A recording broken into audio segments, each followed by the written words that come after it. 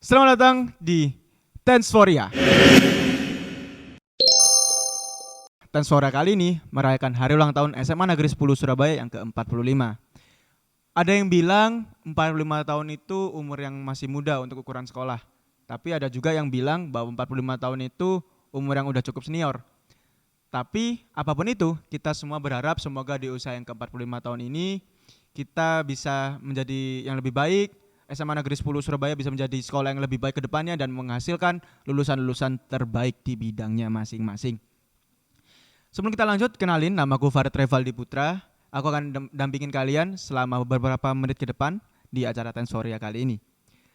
Dan teman-teman, tentu aku nggak akan sendiri kali ini. Kita akan ngobrol-ngobrol, ya ngobrol-ngobrol santai kali ya, sedikit mengenai SMA Negeri 10 Surabaya bersama Waka Kesiswaan sekaligus guru kita tercinta.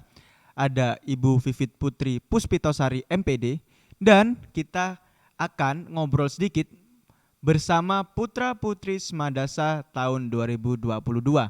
Ada Raffi dan juga Naomi. Oke, yang pertama kita akan ngobrol sedikit mengenai SMA Negeri 10 Surabaya. Kita panggil Ibu Vivit Putri Puspitosari MPD. Ibu Vivit, makin cantik aja Ibu. Alhamdulillah. Sekarang lagi sibuk apa Ibu? Sibuk ngajar? Sibuk ngajar. Ada waktu kosong nggak buat mikirin aku? Enggak juga. Oh, enggak ya. Ternyata memang sibuk banget Ibu Vivit. Iya, mikirin yang lainnya. Kalau kamu kan sudah ada yang mikirin. Tapi Ibu nggak mau ikut bantu mikirin aku? Enggak perlu karena sudah banyak yang mikirin kan? Enggak perlu disebutkan. Oke. Ibu Vivit udah berapa tahun nih di SMA Negeri 10? Kalau di SMA Negeri 10 itu sekitar saya 2015 di sini. Berarti berapa tahun ya? 7 tahun ya. 7 tahun. Berarti selama 7 tahun ini Ibu Vivit udah memperhatikan atau mantengin perubahannya SMA Negeri 10 nih. Bisa diceritain nggak perubahannya? Banyak sekali perubahan. Awal saya masuk ke sini SMA Negeri 10 belum seperti ini. Belum ada bangunan gedung di sini sampai dengan lantai 3 itu belum ada. Masih bangunan lama, ruang gurunya kecil. Ruang guru yang baru itu dulu ruang guru lama juga di situ, tapi bangunannya sangat kecil sekali. Kemudian belum ada lapangan yang di samping sekolah kita yang di bawah itu dulu belum ada. Itu perpustakaan. Perubahannya sangat besar untuk sarana prasarananya sangat besar. Perubahan yang sangat besar lagi adalah kemampuan putra putri SMA 10 itu makin tahun makin meningkat. Tuh, tadi juga udah disampaikan sarana prasarana itu banyak perkembangan, banyak perubahan. Betul. Jadi buat alumni, ayo main lagi ke sini. Siapa tahu ketemu Ibu Vivit dikasih minum atau dikasih permen kan lumayan. Bisa. ACC. Tenang, Kopsis masih buka. Kopsis masih buka. Oke, Ibu Vivit kan juga selama di sini itu juga mendampingi OSIS nih sebagai pendamping juga pembimbing dalam mengurus-ngurus event. Ada nggak sih event-event yang menurut Ibu nggak bisa dilupain gitu selama beberapa tahun terakhir? Event yang paling tidak bisa saya lupakan karena saya terlibat langsung di situ adalah pada saat event of Dedik 2.0. Karena benar-benar itu pertama kalinya kita mengundang artis sekelas Rosa, itu kemudian sekelas Guyon Waton.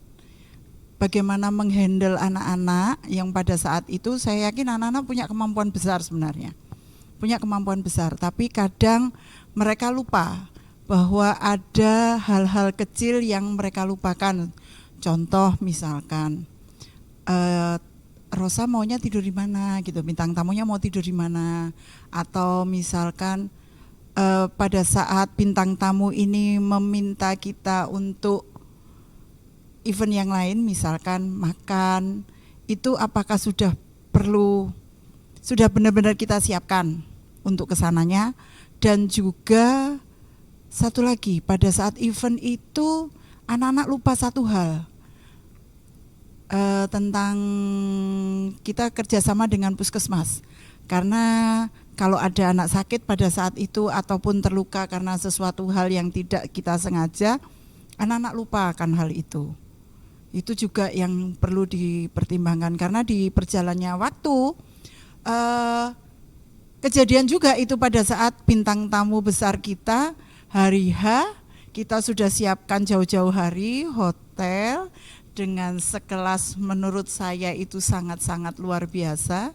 Hotel dengan luas kamarnya 96 meter persegi itu seperti perumahan tipe 36 itu. Kamar bintang tamu sudah seluas itu, tapi beliaunya tidak berkeinginan di situ karena ada sesuatu hal. Akhirnya pada H-1 malam harinya beliau minta dipindah tempat penginapannya. Itu yang pengalaman besar untuk anak-anak karena harus lari ke sana kemari cari hotel yang diminta sesuai kapasitas yang diminta oleh bintang tamu. Itu kerja keras besar, hujan-hujan, cari hotel. Ya alhamdulillah kita dibantu semuanya sama Allah. Itu tadi cerita yang sangat menarik mengenai Off the Dix 2.0 Ya. yang Rosa, kita ngundang juga Guyon Waton, dan gestarnya juga tiba-tiba minta untuk pindah hotel. Sebagai panitia juga pasti bingung lah, apalagi budgetnya, kalau misalnya budgetnya habis. Ya betul, itu yang utama budget. Karena budget kita sudah pas untuk ke hotel yang satunya, ternyata harus pindah, pasti ada spare budget lagi yang harus kita keluarkan. Tapi itu penyelesaiannya gimana tuh Bu akhirnya? Ya alhamdulillah budget yang ada itu pada sebelum hari H itu memang kita ada spare budget, dana tidak terduga itu yang akhirnya digunakan untuk sewa hotel. Tahu sendiri kan ya, hotel yang diminta artis kelas itu rate per malamnya kan udah wow, sangat-sangat wow kalau bagi kita. Terus untuk kamar yang tidak jadi diinapi itu gimana tuh kondisi kabarnya akhirnya? Karena sudah H-1, kamar kan tidak bisa dibatalkan. Ya rezekinya panitia sih, saya bilang, anak-anak yang suka, anak-anak yang senang, yang susah payah kerja sampai berhari-hari, akhirnya kamar yang tidak digunakan oleh bintang tamu, beberapa kamar yang tidak digunakan oleh bintang tamu akhirnya dipakai. Saya suruh untuk panitia, sudah kalian tidur di situ, nginap di situ, bersenang-senanglah di situ. Berarti di balik kesusahan ada kemudahan, di balik rasa sedih pasti ada kesenangan ya Bu ya. Betul, pasti. Nah itu tentang Off the Dix 2.0. Mungkin ada nih kabar kan setelah, kalau nggak salah Off the Dix 2.0 itu sekitar tahun 2019 ya kalau nggak salah. Ya. 2019 atau 2020? 2020 ya? 2020 awal. Awal, setelah itu corona langsung. Nah, terus juga denger-denger nih ada Off the Dix 3.0. Itu gimana tuh Off the Dix 3.0 Bu? Karena posisi pandemi, karena kondisi pandemi, akhirnya Off the Dix 3.0 itu dilaksanakan secara free to air. Jadi kegiatan itu anak-anak meminimalisasi budget yang ada juga. Akhirnya mereka mengadakan kegiatan itu di sekolah, mereka shoot, kemudian ditampilkan di YouTube. Seperti itu. Di YouTube berarti sampai sekarang masih bisa dinikmati oleh semua orang ya Bu ya? Jelas, kalau sudah di sosial media dan selama akun itu belum terhapus ya pasti bisa dinikmati oleh semuanya. Nah nih teman-teman, kalau yang kemarin ketinggalan nonton Off the Dix 3.0, bisa langsung aja cek di akun YouTube-nya SMA Negeri 10 Surabaya. Langsung scroll sedikit, ada tuh Off the Dix 3.0. Kita ngundang siapa itu waktu itu Bu? Comedy Sunday. Comedy Sunday. Itu berarti stand up komedian ya Bu ya? Betul, betul. Dan menjadi salah satu pensi yang mengundang pure stand up komedian. Bener ya Bu ya? Betul. Karena menurut panitia, menurut kita, pensi itu nggak harus selalu tentang musik, karena komedi atau public speaking itu juga termasuk seni. Setuju. Baik Ibu, ini pertanyaan terakhir nih. di umur SMA Negeri 10 ini yang ke-45 tahun, apa sih harapan besarnya dari Ibu Vivit terhadap sekolah kita tercinta ini? Suatu harapan pasti berharap yang baik-baik. Tiap tahun kita berharap lulusannya makin baik, makin banyak yang diterima di perguruan tinggi negeri. Kemudian kondisi anak-anaknya, kondisinya sehat-sehat semua, tidak ada tawuran, tidak ada crash antar teman yang terlalu berlebihan. Kemudian kita maunya SMA Negeri 10 meningkat, prestasi akademiknya juga selain non-akademik, akademik juga kita pengennya seperti itu. Semoga kedepannya SMA Negeri 10 bisa menjadi peringkat 5 besar. Amin. Di Surabaya. Itu yang paling signifikan yang kita inginkan. Karena dalam kondisi pandemi seperti ini kita harus bersusah payah bagaimana caranya kompetensi kita tidak turun. Itu yang kita harapkan. Itu teman-teman harapan dari Ibu Vivit selaku Waka dan juga guru kita tercinta di SMA Negeri 10 Surabaya. Semoga harapan-harapan yang diutarakan oleh Ibu Vivit bisa segera terrealisasikan dan Amin. Dan harapan besar juga seluruh siswa-siswinya bisa lulus dan diterima di perguruan tinggi yang diinginkan ya Bu ya. Betul. Nah nih teman-teman, kita udah selesai nih ngobrol sama Ibu Vivit, nggak kerasa ya.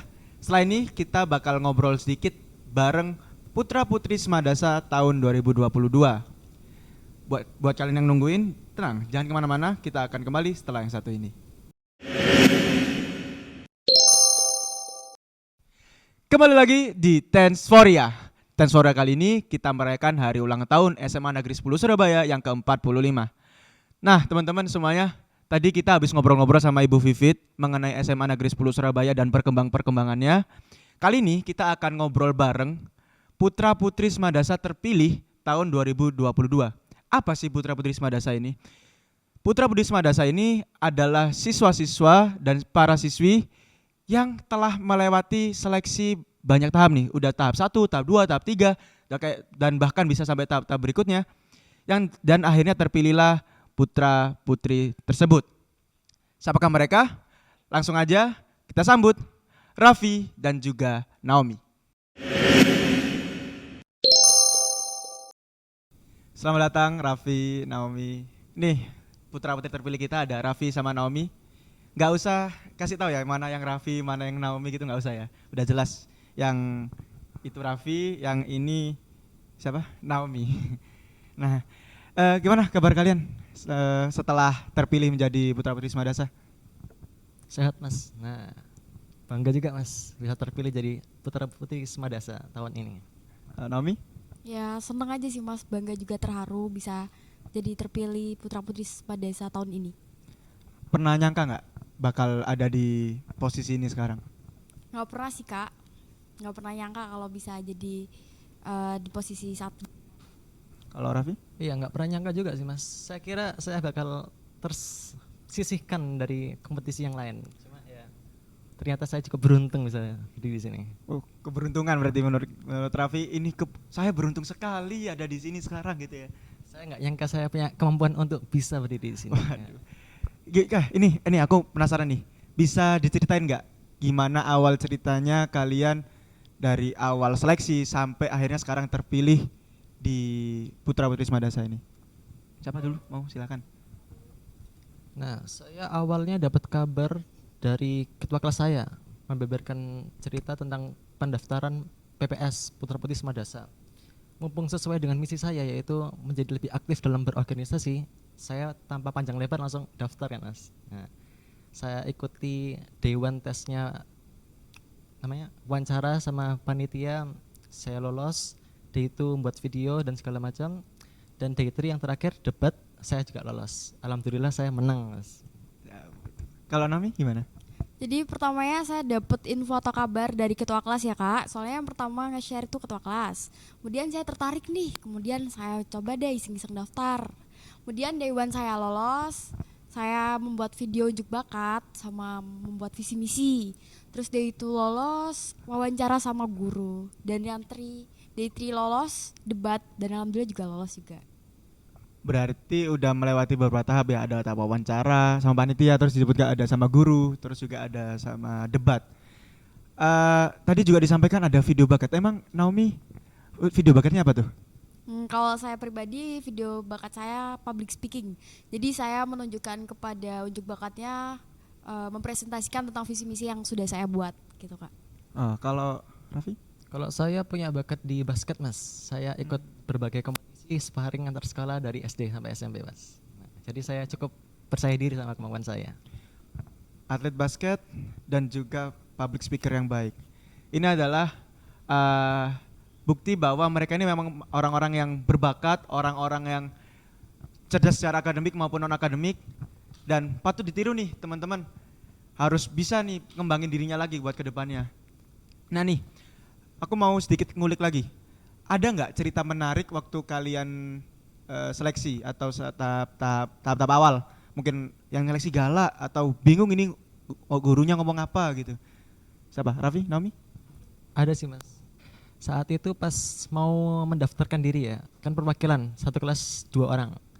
Saya kira perwakilan itu nanti dipilih oleh guru. Jadi saya sama teman saya aslinya sudah berencana daftar. Tapi pas saya daftar ternyata teman saya nggak daftar Mas. Jadi saya otomatis jadi perwakilan kelas gitu.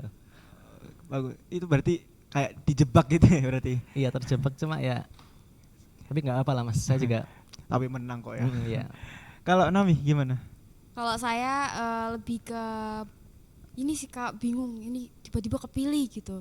Besok mesti debat gitu. Terus saya menyiapkan materi dari semalaman gitu.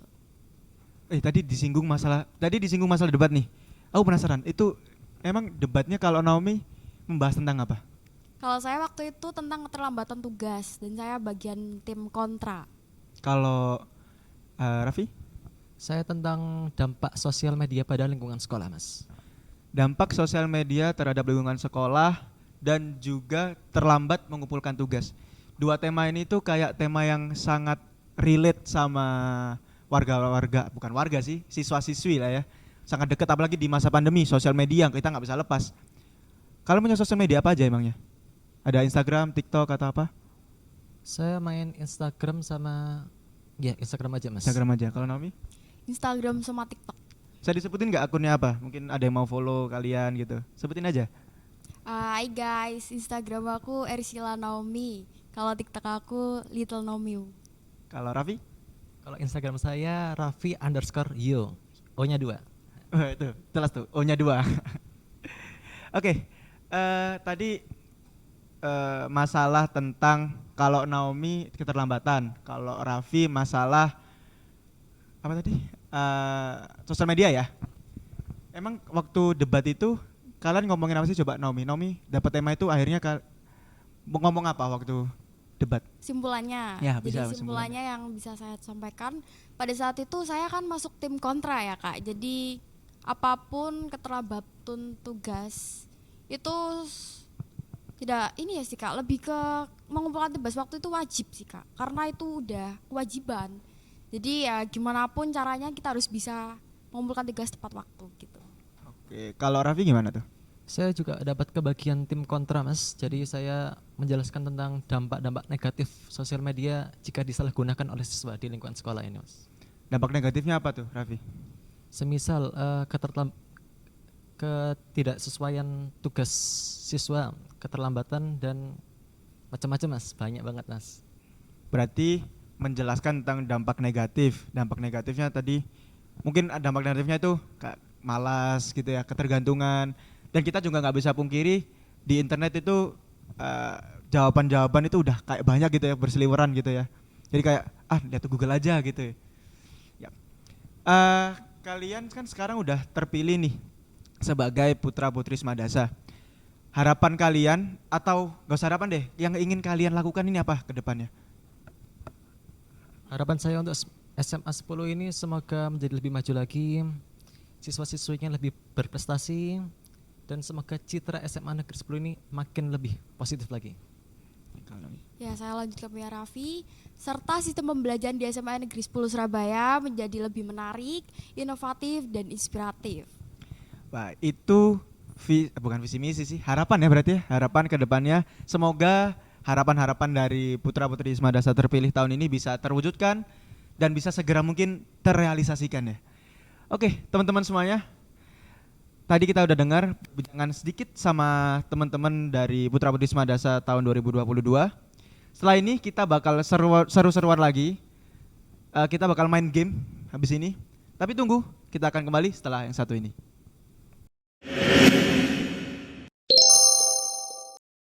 Kembali lagi di Tensoria. Tensora kali ini merayakan hari ulang tahun SMA Negeri 10 Surabaya yang ke-45 tahun. Kembali lagi kita ditemenin sama putra-putri Wisma Dasar tahun 2022. Dan kali ini kita bakal main game nih sama mereka. Game apa? Tapi sebelum itu, ini buat kalian. Satu-satu. Bisa dibaca nggak itu tulisannya apa? Bacain maksudnya. Never sama I have.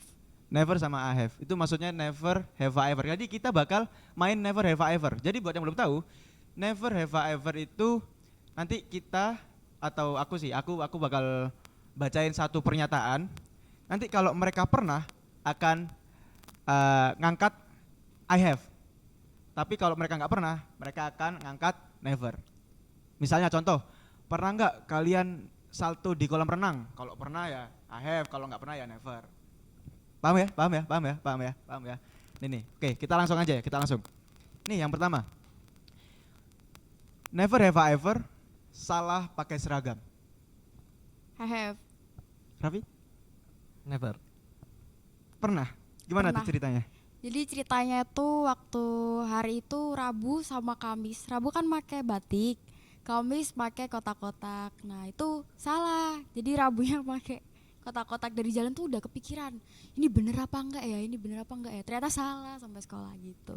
Terus di sekolah gimana tuh waktu di sekolah? Ya kayak anak hilang Kak.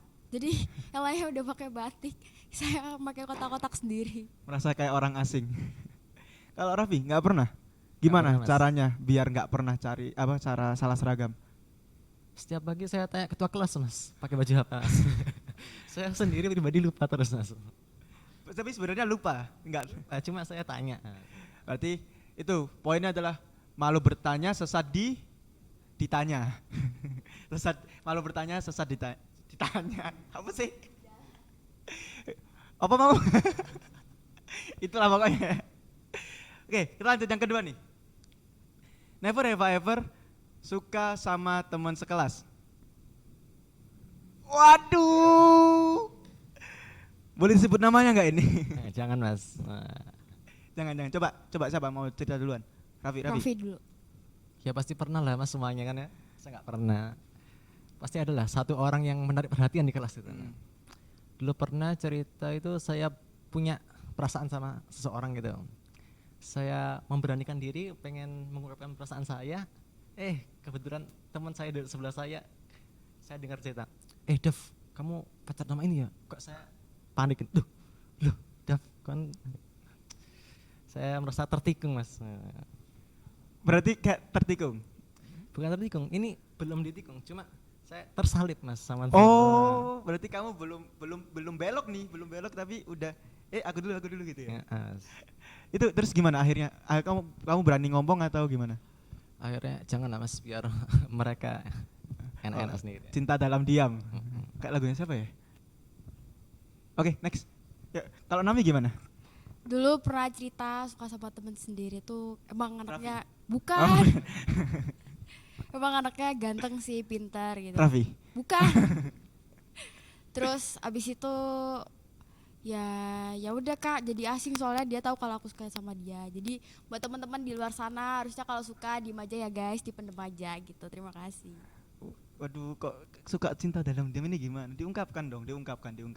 Siapa tahu sama-sama punya rasa yang sama. Terus ya sama-sama selamanya. Kak anak sing gelem ngamin ta. Amin.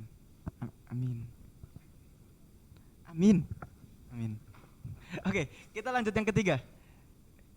Pernah nggak kalian dikirimin manifest?